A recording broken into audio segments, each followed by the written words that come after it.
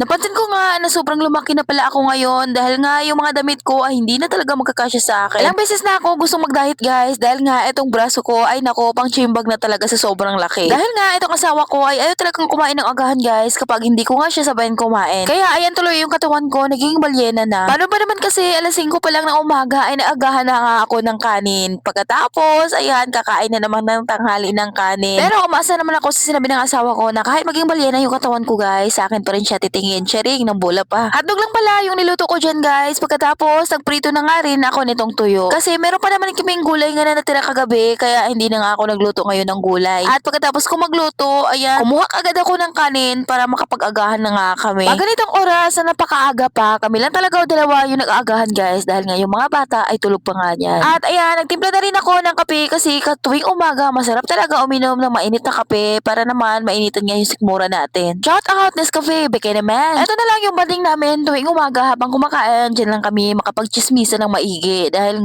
sobrang busy nga niya sa trabaho guys. Kailangan kasi magtrabaho dahil nga alam niyo naman siya lang yung nag-i-income nga sa amin, siya lang yung may trabaho. Kaya para sa kanya hindi talaga pwede yung magtamad-tamad dahil nga marami siyang binubuhay na anak. Bukod pa doon, nag-aaral nga lahat ng mga anak namin kaya sobrang hirap talaga kapag hindi nga siya magsisipag sa trabaho niya. Kahit na magandang trabaho yung i-offer sa kanya, basta 8 hours lang guys ay hindi talaga yan papasok dahil na kailangan talaga niya guys may OT dahil nga sobrang daming gastusin guys at alam niyo naman sobrang mahal din ng bilihin ngayon. At alam niyo naman na magkano nga lang yung rate dito nga sa probinsya kaya kailangan talaga niyang tudok-kayod para nga sa pamilya niya. Anyways guys, bandang tanghali na pala to at sinundo ko na nga yung mga bata at pagkatapos ko silang masundo pag uwi namin sa bahay, ayan nagluto lang ako ng aming ulam. Etong niluto ko guys, etong gulay, nilagyan ko lang ng konting karning manok para naman medyo masarap at pagkatapos naglagay na rin ako dito ng isang tasang tubig. Pagkatapos nilagay ko na rin etong hiniwa ko nga na talong. Hindi ko sinabay yung talong nga dito guys sa kalabasa at sayote dahil nga bilis nga lang tong lumambot etong talong. At pagkatapos, ayan, tinimplan ko lang ng papalasa. Yung papalasa talaga na madalas kong ginagamit dito guys kapag nagluluto ako etong magic sarap dahil minamagic niya yung ating mga lutuin. Chiring, magic sarap baka naman. Naglagay na rin ako dyan ng toyo guys. Pagkatapos sa huli, nilagay ko naman etong hiniwa ko na repolyo. Nagtanong nga si Cheryl kanina pagsundo ko nga sa kanila kung ano nga yung ulam. Pag sabi ko na gulay, ay nako, nagreklamo na nga siya. Nagsasawa na siguro kakaluto ko nga ng gulay. Mabuti na nga lang itong tatlo ay hindi pa nga nagrereklamo pero siguro nahiya lang magreklamo, diba? At nung naluto na nga yung gulay, sinunod ko namang lutuin etong tuyo guys. Ito talaga yung gusto ko guys, nakakapartner nga sa gulay na merong nga tuyo. Kaya tuwing naubos nga yung tuyo namin, bumibili talaga ako guys kasi ito talaga yung gusto ko nga i-partner sa gulay. Nung naluto na, tinawag ko na yung mga bata para makakain na nga kami. At ayan, luto na, kain po tayo. Thank you Lord sa lahat ng blessing. At yan lang muna for today's video. Maraming salamat po sa inyong panonood. God bless.